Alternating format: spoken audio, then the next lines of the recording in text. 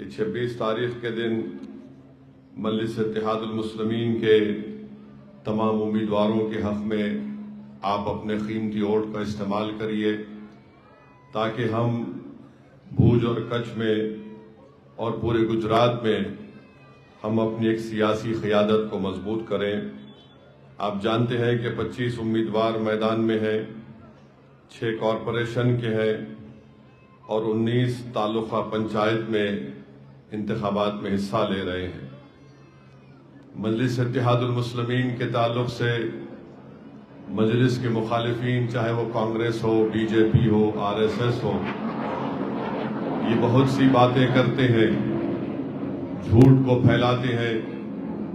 میں آپ کو بتا رہا ہوں صاف اور واضح الفاظ میں کہ مجلس اتحاد المسلمین کا مقصد یہ ہے کہ بھارت کی لوک شاہی اور جمہوریت کو مضبوط کیا جائے، بھارت کے سمویدھان میں جنتا کے بھروسے کو اور پختہ بنایا جائے، اور ہمارا ماننا یہ ہے کہ اسی وقت ممکن ہے جب بھارت کی سب سے بڑی اقلیت جو مسلمان ہے، جو اس دیش کی 17 کروڑ آبادی ہے، ان کو ان کا جائز حق ملنا چاہیے، اور وہ جائز حق ہم صرف پکارنے سے نہیں ملتا ہے۔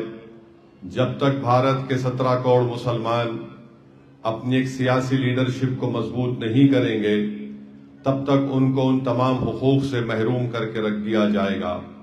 بھارت کا سمویدھان ہم کو اس بات کی اجازت دیتا ہے کہ ہم اپنی ایک سیاسی لیڈرشپ کو مضبوط کر سکیں۔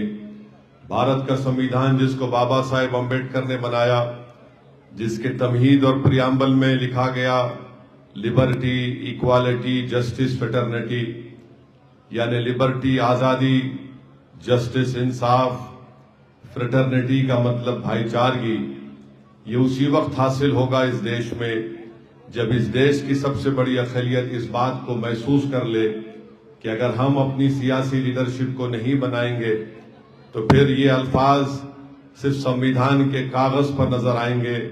اس کو اگر زمینی طور پر، اس کو حقیقی طور پر اگر عملی جامہ نامہ پہنانا ہے تو یہ آپ کی ہماری ذمہ داری ہے۔ اگر بھارت کا مسلمان یہ سمجھتا ہے کہ وہ کوئی دوسرے آ کر مجھے اپنا مقام دے دیں گے، یہ کبھی نہیں ہونے والا ہے۔ میری اس بات کو آپ ذہن نشین کر لو۔ 70 سال سے یہ سمودائے صرف ووٹ ڈالتے آیا ہے، اور یہی ووٹ ڈالنے کی وجہ سے آج ہم ہر میدان میں پیچھے ہو چکے ہیں۔ اگر ہم ان علاقوں کو جا کر دیکھتے ہیں، یا ان بستیوں میں جاتے ہیں، یا ان گاؤں میں جا کر دیکھتے ہیں جہاں پر مسلمان بستے ہیں، تو وہ دور سے کوئی کہہ سکتا ہے کہ اس جگہ پر مسلمان آباد ہیں۔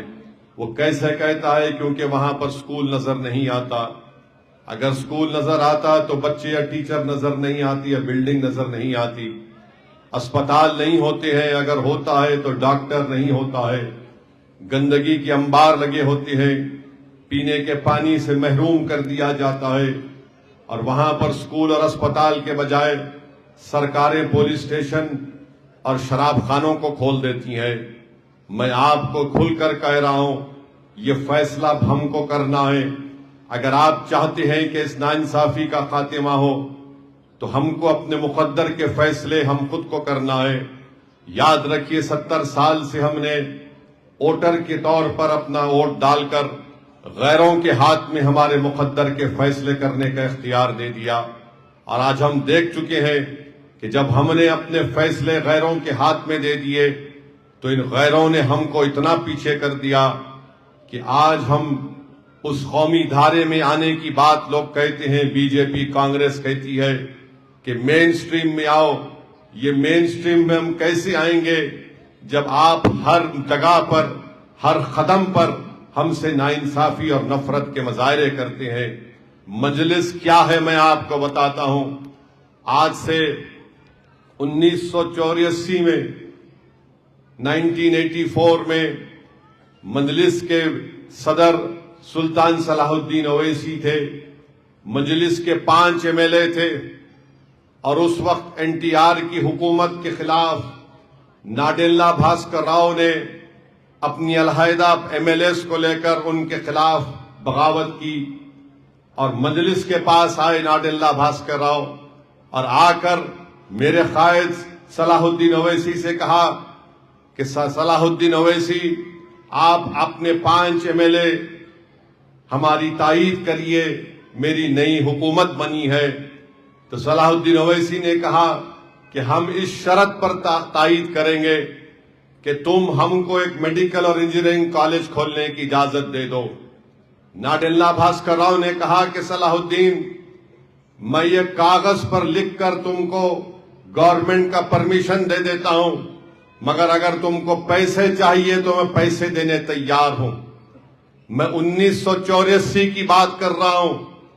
اس وقت مرحوم قائد صلاح الدین اویسی کو کہا گیا کہ ہم آپ کو 25 لاکھ روپے دیں گے، آپ کے 5 MLA ہیں، آپ 25 لاکھ روپے لے لو۔ صلاح الدین اویسی نے کہا کہ مجھے پیسوں کی ضرورت نہیں ہے، میں اپنے سمودائے کے بیٹیوں کو اور بچوں کو ڈاکٹر انجینئر بنانے کا خواب دیکھتا ہوں، تم کاغذ پر مجھے اجازت دے دو، بھارت کے سمویدھان میں دفعہ 30 کے تحت یہ لکھ کر مجھے اجازت دے دو۔ ناڈیلا بھاسکر راؤ منہ کھول کر پریشان دیکھ رہا تھا۔ اس وقت 25 لاکھ بہت بڑی رقم تھی، 40-42 سال پہلے۔ صلاح الدین اویسی نے کہا کہ پیسے نہیں چاہیے، دفعہ 30 کے تحت مجھے اجازت دے دو۔ مجلس کے مخالفین ہنستے تھے صلاح الدین اویسی پر اور کہتے تھے کہ وہ کون شخص ہے جس کے پاس ایک اسپتال نہیں ہے، جس کے پاس ایک کالج نہیں ہے۔ مجلس اس وقت ایک ITI چلاتی تھی، دارالسلام، ہمارے صدر آفس میں، مین آفس میں لوگ مذاق اڑاتے تھے صلاح الدین اویسی کا، یہ شخص ایک سیاسی لیڈر ہے، یہ کیسے میڈیکل کالج کھولتا ہے ہم دیکھیں گے۔ مگر اللہ سبحانہ و تعالیٰ نے صلاح الدین اویسی کے اس عزم اور حوصلے کو اور نیک نیتی کو پورا کیا۔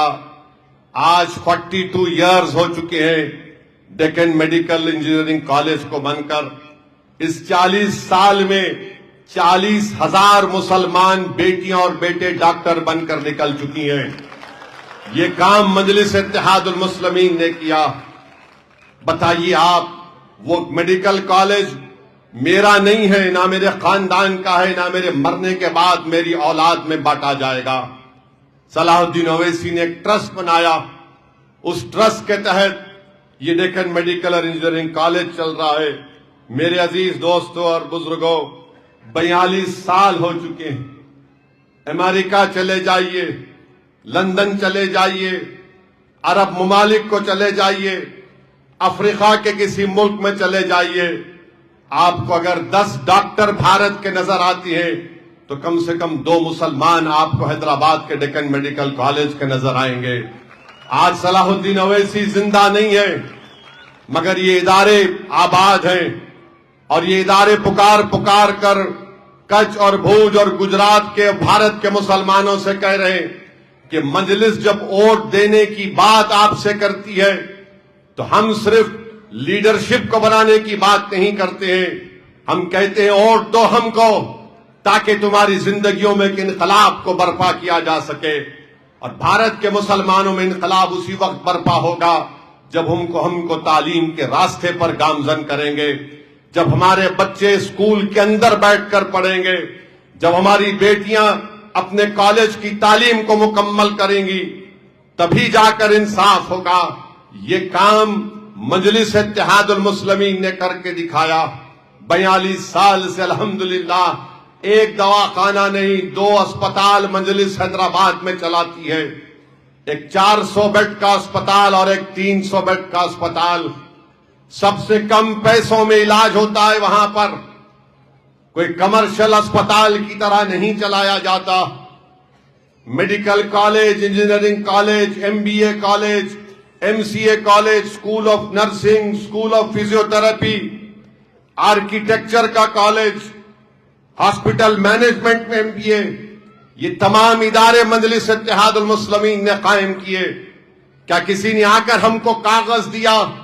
ہم کو طاقت عوام نے بخشی، ہمارے MLAs کو منتخب کیا، تو صلاح الدین اویسی نے ان 5 MLAs کے نام پر پیسہ نہیں لیا، بلکہ اس وقت حکومت کو ہماری تائید کی ضرورت تھی۔ تو صلاح الدین اویسی نے کہا یہ دے دو، میں تمہاری تائید کرنے کو تیار ہوں۔ اس وقت بڑے بڑے لوگ مجلس پر تنقید کر رہے تھے کہ جمہوریت کا قتل ہو رہا ہے، این ٹی آر کی حکومت کو ختم کر کے کوئی اس کے MLAs کو توڑ کر جا رہا ہے اور مجلس ان کی تائید کر رہی ہے۔ تو صلاح الدین اویسی نے کہا جب فسادات میں ہم مر رہے تھے، جب ہمارے گھر اجڑ رہے تھے، ہم کو جلایا جا رہا تھا، جب پولیس کی ظلم کی وجہ سے ہمارے سینوں پر گولیاں چلائی جا رہی تھیں، جب ہمارے بچوں کا مقدر جیل بنا دیا گیا یا غریبی بنا دی گئی، جب تم کو جمہوریت یاد نہیں آئی، صلاح الدین اویسی نے کھڑے ہو کر کہا یہی جمہوریت مجھے اختیار دیتی ہے کہ میں اپنی قوم کے لیے یہ فیصلہ کروں، اور ان کالجز کو انہوں نے قائم کیا۔ آج یہ کالجز الحمدللہ کامیابی کے ساتھ چل رہے ہیں، اور انشاءاللہ تعالی میں مر جاؤں گا، ہم تمام اس دنیا سے جانے والے ہیں۔ مجھے یقین ہے کہ اللہ اپنے فضل و کرم سے اور نبی کریم صلی اللہ علیہ وسلم کے صدقہ طفیل میں ان اداروں کو صبح قیامت تک آباد اور شاداب رکھے گا۔ یہ کام آپ کر سکتے ہیں، یہ کام آپ کو کرنا ہے۔ صرف ووٹ ڈالنے والے بننے سے کام نہیں ہوگا، ووٹ لو، نیتا بنو، لیڈر بنو، صرف ووٹر مت بنو، شہری بنو، سٹیزن وتھ رائٹس بنو، تاکہ ہم اپنی زندگیوں میں ایک انقلاب کو برپا کر سکیں گے۔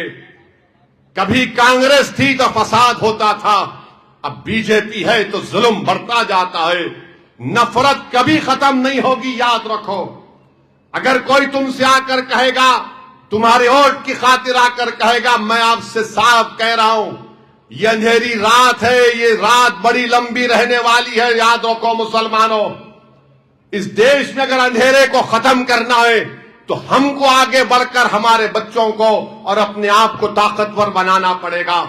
نعرے لگانے سے اندھیرا نہیں چھٹ جاتا، جذباتی تقاریر کرنے سے انصاف نہیں ملتا۔ انصاف اسی قوم کو ملتا ہے اس دیش میں جنہوں نے اپنے نیتا کو پیدا کیا، اور نیتا آسمان سے نہیں آئے گا، زمین سے نکل کر نہیں آئے گا، نیتا تمہارے درمیان سے آئے گا۔ ایک غریب کا بیٹا یا غریب کی بیٹی اس قوم کی قیادت کرنے کو کھڑی ہو جائے گی، تب قوم کے حالات بدل جائیں گے۔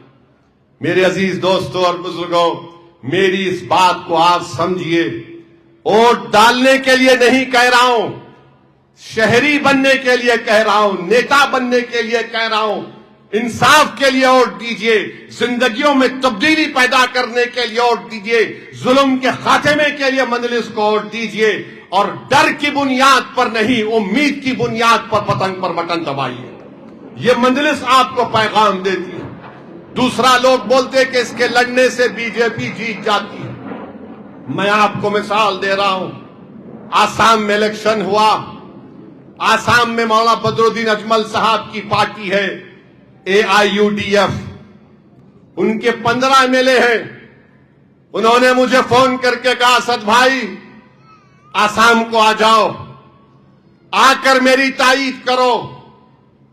میرے پاس آسام کے بڑے بڑے لوگ آئے، بہت بڑے لوگ تھے، نام نہیں لوں گا۔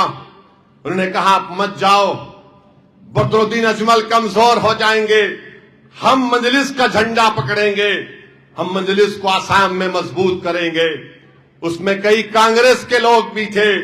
میں نے کہا میں اپنی جماعت کو اس جگہ پر لے کر نہیں جاؤں گا جہاں پر ایک مضبوط جماعت ہے جو مسلمانوں کی خدمت کر رہی ہے۔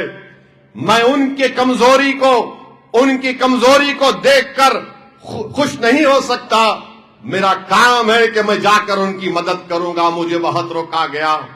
میں 2 دن آسام کو گیا، 2 دن میں قریب 10-12 ودھان سبھا میں جا کر میں نے بدر الدین اجمل صاحب کی پارٹی کے لیے تائید میں جلسے کیے۔ لوگ مجھ سے پوچھ رہے تھے کہ تم حیدرآباد اور سب چھوڑ کر آسام کو آ گئے۔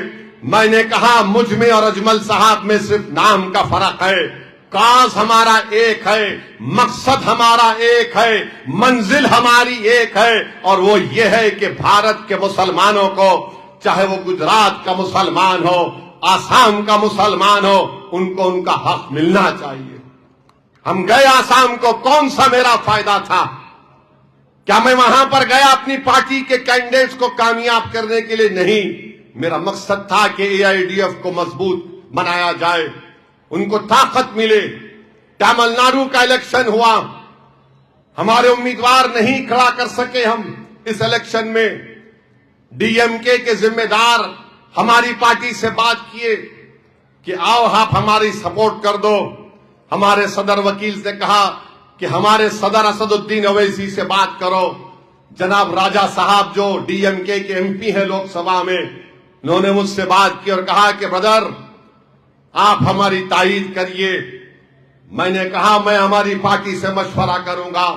हमारी पार्टी ने कहा कि साहब डीएमके को सपोर्ट करना चाहिए क्योंकि एआईडीएमके बीजेपी के साथ है। हमने ऐलान किया।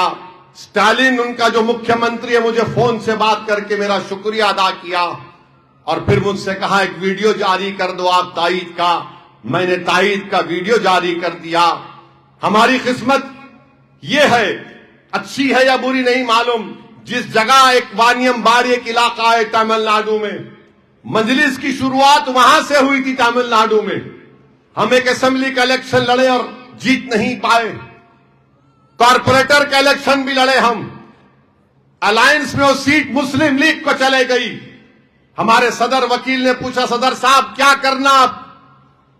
यहां से हमने शुरुआत की, वो सीट डीएमके ने मुस्लिम लीग को दे दी। मैंने कहा वकील मुस्लिम लीग का झंडा लो, मुस्लिम लीग में और मजलिस में फर्क नहीं है, हम उनको कामयाब करेंगे। बताओ ये मजलिस की सोच है। हम लोग बोलते हैं कि ओवैसी हर जगह चले जाता है, अपनी बात करता है, नहीं। मेरा मकसद एक ही है कि भारत में इस मुल्क को अगर विश्व गुरु बनना है या सुपर पावर बनना है तो उस वक्त नहीं बन सकता जब तक भारत के मुसलमानों को उनका हक नहीं मिलेगा। तो मेरे अजीज दोस्तों और बुजुर्गों, मेरी इज्जतदार मां और बहनों, हम आपसे अपील कर रहे हैं कि जो 2-3 साल पहले यहां पर मजलिस का आगाज किया गया था, मैं आपका शुक्रगुजार हूं कि आपने पिछले विधानसभा के चुनाव में शकील समा साहब को आपने अपनी मोहब्बतों से और अपने वोट से नवाजा। कामयाबी नहीं मिली, मगर मैं ये जिम्मेदारी के साथ कह सकता हूं कि शकील समा एमएलए तो नहीं बन सका, मगर भूज और कच्छ का अगर मुसलमानों के सबसे बड़े नेता का कोई नाम है तो उसका नाम शकील समा है।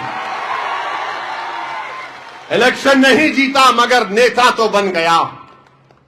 ये आज आपके सामने खड़े होकर बेबाकी से आपकी तकालीफ और आपके हक की बात करता है। यही तो मैं चाहता हूं कि पूरे भारत में इस तरह के नौजवान जब खड़े हो जाएंगे, मिल्लत मजलूमा के हक के लिए खड़े हो जाएंगे, इंशाअल्लाह हालात बदलेंगे, हालात बदलेंगे और बदल के रहेंगे इंशाअल्लाह ताला हम हालात को। मेरे अजीज दोस्तों और बुजुर्गों, फिर आप ये भी जानते हैं कि 2014 से हमारे देश में बीजेपी की सरकार है और जब से देश के प्रधानमंत्री नरेंद्र मोदी बने हैं, हम देखते हैं कि CAA का ऐसा कानून बनाया गया जो मजहब की बुनियाद पर सिटीजनशिप देने की बात करता है, जो भारत के संविधान के खिलाफ है। ट्रिपल तलाक का ऐसा गलत कानून जो संविधान के खिलाफ बनाया गया, अजीबोगरीब कानून नरेंद्र मोदी की सरकार ने बनाया, बल्कि वो कानून के जरिए मुस्लिम खवातीन पर बहुत जुल्म हो रहा है। अजीब कानून बीजेपी ने बनाया और कह दिया कि मोदी मुस्लिम बहनों के भाई है। मोदी जी, आपने ऐसा कानून बनाया कि अगर कोई गुनाहगार मुसलमान गलती से 3 मरतबा तलाक कह देता है, जो उलमाए कराम ने कहा कि वो गुनाह है, वो गुनाह है इस तरह कहना, तो शादी टूटती नहीं है। 3 बार तलाक बोलेगा तो मोदी जी बोले शादी नहीं टूटती, और फिर पुलिस उसको अरेस्ट करेगी, जेल को भिजाएगी, वो जेल में बैठकर अपनी बीवी को पैसे देगा। आप अंदाजा लगाइए, कोई जेल में बैठकर पैसे देगा जो बाहर रहकर अपनी बीवी का हक पूरा नहीं कर रहा था। जो गुनाहगार है, जो 3 मरतबा तलाक बोला, वो जेल में बैठकर पैसे भी जाएगा। जेल में क्या बैठकर पैसे कमाएगा? तो मोदी जी बोलेंगे بھائیوں بہنوں کچھ بھی کر لو، لمبی لمبی چھوڑنے کی عادت ہے ان کو، جیل میں بیٹھ کے کوئی پیسے بھی جاتا ہے، ٹھیک ہے چلیے، پھر مودی جی بولتے ہیں اگر کورٹ اس کو 2 سال کی سزا دے دیا، اگر وہی ہندو دھرم، سکھ دھرم، عیسائی دھرم، بودھ دھرم کا اگر کوئی شوہر اپنی بیوی کو اس طرح چھوڑتا ہے تو قانون 1 سال کی سزا، یہاں پر 2 سال کی سزا، ٹھیک ہے کورٹ نے 2 سال کی سزا دے دی، تب بھی شادی نہیں ٹوٹتی، مودی جی نے قانون بنا دیا۔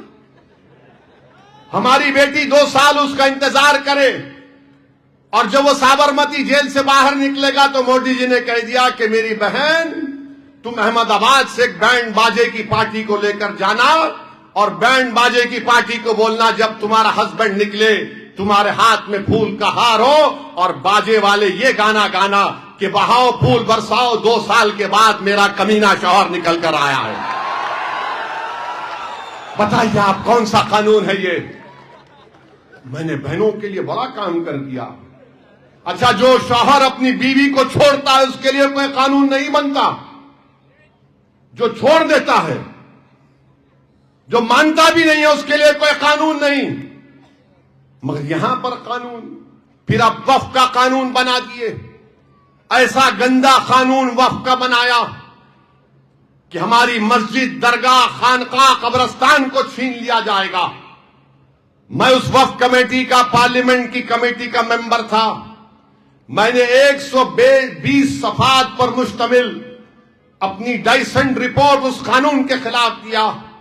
میں جانتا ہوں اس قانون کے ایک سیکشن کو، آثار قدیمہ کی درگاہ اور مسجد ہوگی، اب مالک وقف نہیں ہوگا، اس کا مالک آثار قدیمہ ہوگا۔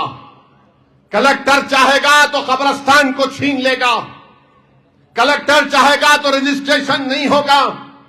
یہ قانون مودی نے بنا دیا، کیوں بنایا؟ تاکہ مسلمانوں کو ان کی عبادت گاہوں سے کو چھین لیا جائے، تاکہ وہ جو اتر پردیش میں سنبھل کی مسجد کا مقدمہ چل رہا ہے، آپ دیکھنا اس قانون کا استعمال اس مسجد کے خلاف ہوگا، دیکھتے جائیے آپ۔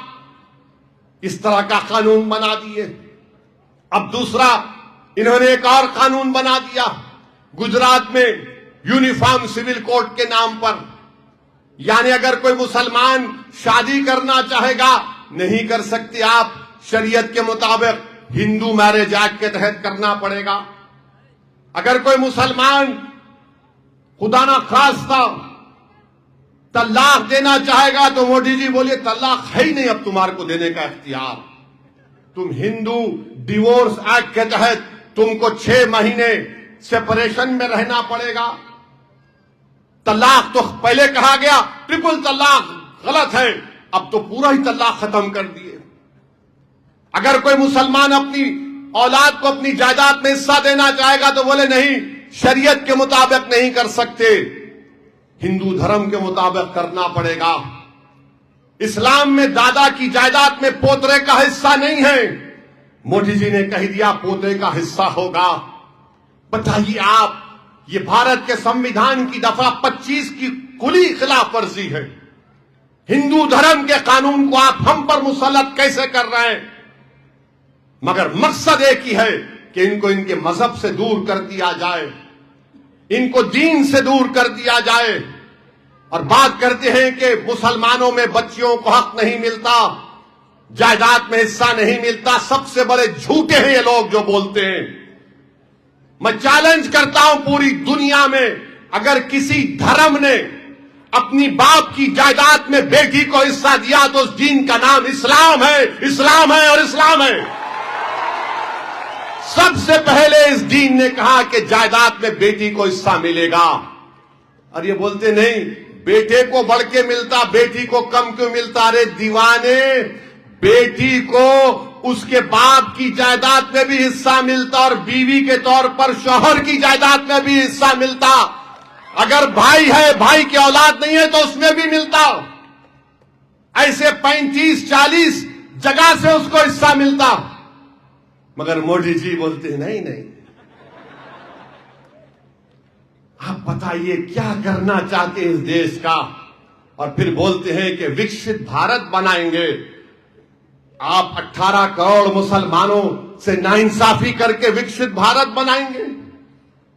भारत तो एक चमन की तरह है और वो चमन उस वक्त तक आबाद और शादाब और सरसब्ज रहेगा जब उस चमन में हर फूल खिलेगा, हर धर्म का फूल खिलेगा।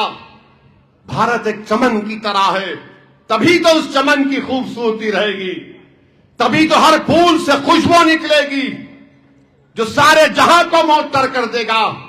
मगर अगर चमन का माली बोलेगा कि खाली एक ही फूल खिलेगा तो वो चमन नहीं बनेगा, वो सहरा बन जाएगा। मोदी जी, भारत एक गार्डन की तरह है, इसमें हर फूल को खिलना चाहिए। मगर आप इस तरह का कानून लागू कर रहे हैं गुजरात में, उत्तराखंड में और देश के कोने कोने में नाफिज कर रहे हैं। 16% आदिवासियों को आपने कानून से मुस्तस्ना कर दिया। 11% मुसलमान गुजरात में हैं, उनको आपने कह दिया कि ये करना पड़ेगा। बताइए, आप कहते हैं कि नहीं, 2 शादी करता मुसलमान, चलो अब ये सेंसस हो रहा है ना, उसके कॉलम में लिख दो। सबसे पूछो किसके पास दूसरी बीवी है। जब रिकॉर्ड सामने आएगा मोदी जी आपके सामने, तो आप शॉक में रहेंगे कि हां, मुसलमान में कम और दूसरों में ज्यादा। हां, बिल्कुल सही है ये। 1960 में एक सर्वे हुआ था गवर्नमेंट का, उसमें बात सामने आई। 4 हम कर सकते जरूर, मगर क्या हर कोई 4 करता है क्या? अब मेरे जैसा आदमी एक कोई संभालने परेशान हो। बिल्कुल सही कह रहा हूं, बहुत बड़ी जिम्मेदारी होती है, आसान काम नहीं है। नहीं 4 करते, अरे कहां करते भाई, ने बच्चे बहुत पैदा करते। ये इल्जाम मुसलमानों पर लगाते बीजेपी वाले, 40 साल से मैं सुन रहा हूं, बच्चे बहुत पैदा करते। अब मोहन भागवत बोल रहे बच्चे पैदा करो, 3 करो, 2 4 करो। अब कैसा बोल दिया, आप 3 पैदा करो, 4 पैदा करो? क्योंकि भारत की आबादी गिर रही है, TFR रेट जो बोलते हो गिर रहा है। इस देश में 30 साल के बाद शायद 12% आबादी बूढ़े लोगों की होगी। और जब इस देश में बहुत बड़ी परेशानी आ सकती है, तो मोहन भागवत अभी से बोल रहे खुद तो पैदा नहीं करे, दूसरों को बोल रहे तुम 3 पैदा करो। झूठ है ये। कितना बदनाम करेंगे एक समुदाय को आप, मेरे अजीज दोस्तों और बुजुर्गों। और फिर आप ये भी देखते हैं कि हमारे बन्नी के लोग हैं, मवेशी हैं, इनकी एक एक भैंस 1 महीने में 1 लाख लीटर दूध देती है ना। हाँ, पूरा बन्नी का 1 महीने में 1 लाख लीटर दूध। मोदी जी तो मन की बात में भी जिक्र करे थे वहां की भैंस का। मन की बात हो गई, और जो दिल की बात थी वो ये है कि इनको इनका हक नहीं मिलना चाहिए। वो बेचारे फॉरेस्ट एक्ट के तहत बोल रहे हैं कि हमको हमारा हिस्सा दो, मगर बीजेपी नहीं देना चाहती। बताइए आप कहां जाएंगे गरीब? आप उनका हिस्सा नहीं देते, उनकी जबान का तहफ्फुज़ संविधान से कर सकते हैं, आप नहीं करना चाहते। मगर वही बॉर्डर है पाकिस्तान का यहां से, और 10 किलोमीटर के अंदर कुछ डेवलपमेंट नहीं हो सकता। तो बीजेपी ने 10 किलोमीटर के फासले पर एक पूंजीपति को, इंडस्ट्रियलिस्ट को इजाजत दी कि तुम वहां पर सोलार और हवा के से पावर पैदा करने के लिए तुम वो लगा दो। उनको इजाजत दी गई। अरे गरीब अपनी भैंस और गाय को नहीं चरा सकता? बताओ मोदी जी, आपको गरीबों से मोहब्बत है या नहीं? अगर आप ये कहते हैं कि आपने चाय बेचकर अपनी जिंदगी की तकालीफ का सफर तय किया, तो मोदी जी हम तो उम्मीद कर रहे थे कि इन गरीबों की भी तकलीफ आप महसूस करेंगे। मगर आप तो करोड़पतियों को सहूलत दे रहे हैं और गरीब के अपनी गाय और भैंस को नहीं चरा सकता। वो पाकिस्तान के बॉर्डर के 10 किलोमीटर पर सोलार पैनल लगा सकता है, विंड एनर्जी का इंतजाम कर सकता है, मगर ये गरीब फॉरेस्ट में जाकर अपनी भैंस और गाय को नहीं चरा सकता, उनके हुकूक को नहीं दिया जाता। मेरे अजीज दोस्तों और बुजुर्गों, और फिर मुझसे कहा गया यहां पर कि यहां आपके डिप्टी चीफ मिनिस्टर हैं। डिप्टी चीफ मिनिस्टर ने कह दिया नहीं इनको ये हम जब वक्फ कमेटी की मीटिंग में आए थे, ये साहब हमसे बहस करना शुरू कर दिए वक्फ के कानून के बारे में। मैं उनको बिठाकर उनकी पूरी दलील को झूठा साबित किया। उस दिन मैं एक एक बात को झूठा साबित किया, एक एक बात को। क्या क्या बोलते थे उस मीटिंग में? अरे बोला तुम वक्फ बोर्ड बनाई नहीं 11 साल से, तुम क्या बात कर रहे यहां पर? तुम एक बार बनाए, गलत बनाए, कोर्ट स्टे दे दिया। नहीं वहां ऐसा हो गया, तो मैंने कहा वहां ऐसा नहीं, ऐसा था। अब वो बोल रहे हैं, क्या बोलते हैं, क्या क्या क्या बोले वो? हाँ, दादा का बुलडोजर चलता है। मैं हमारे गुजरात के हमारे हिंदू भाई बहनों से पूछना चाहता हूं, भूज और कच्छ के हमारी हिंदू मां और बहनों से पूछना चाहता हूं कि अगर मुसलमान की मस्जिद और घर पर अगर बुलडोजर चलेगा तो आपको क्या फायदा है? बताओ मुझे। क्या तुम्हारे बेटे को नौकरी मिल जाएगी? क्या तुम्हारी तनख्वाह में तुम्हारे इजाफा हो जाएगा? बताओ। अगर तुम्हारा फायदा हो रहा तो सबसे पहले मुझे मार दो। मैं मरने को तैयार हूं। अगर किसी हिंदू का फायदा होता है तो मार दो मुझे। आप खुद सोचो, ये हमारे हिंदू भाई बहनों की तौहीन है कि गुजरात का एक डिप्टी चीफ मिनिस्टर कह रहा है कि हम मामा के बुलडोजर से मस्जिद और दरगाह पर बुलडोजर चला दिए। अरे बच्चों को स्कूल नहीं है, बेटियों के जिस्मों में खून कम है, और आप मजा ले रहे हो उन चीजों का।